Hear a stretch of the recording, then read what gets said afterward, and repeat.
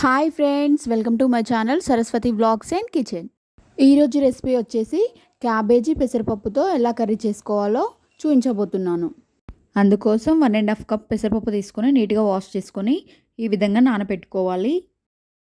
ఇప్పుడు stove on చేసుకొని గిన్నె పెట్టుకొని ఇందులోకి తగినంత ఆయిల్ వేసుకొని ఆయిల్ వేడయ్యాక జీలకర్ర, పచ్చిమిర్చి, కరివేపాకు, మీడియం సైజున్న ఒక ఉల్లిపాయను కట్ చేసుకొని వేసుకోవాలి.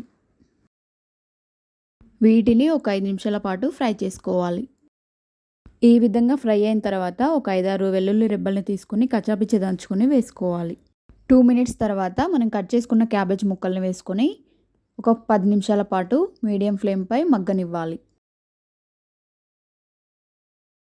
ఈ విధంగా క్యాబేజ్ ముక్కలు మగ్గిన తర్వాత ఇందులోకి సరిపడా పసుపు వేసుకొని మిక్స్ చేసుకోవాలి. పసుపు వేసుకున్నాక ఇంకొక 5 మినిట్స్ పాటు మగ్గనిద్దాము. 5 మినిట్స్ తర్వాత మనం ముందుగా నానబెట్టుకున్న పెసరపప్పును ఇందులో వేసుకోవాలి. ఈ పప్పు వేసుకున్న తర్వాత లో టు మీడియం ఫ్లేమ్పై ఒక 10 మినిట్స్ పాటు ఉడికించుకోవాలి. ఇందులోకి టేస్ట్కి సరిపడా సాల్ట్ వేసుకొని మగ్గనివ్వాలండి. ఇందులోకి మీరు కావాలంటే టమాటా కూడా వేసుకోవచ్చు. నేను ఇక్కడ టమాటా వేయలేదు. ఈ కర్రీ మంచి టేస్ట్ ఉండడం కోసం నేను ఇక్కడ కస్తూరి మేతిని నలిపేసుకుంటున్నాను. ఈ పూర్తిగా ఆప్షనల్ అండి, ఉంటే వేసుకోవచ్చు లేదంటే లేదు.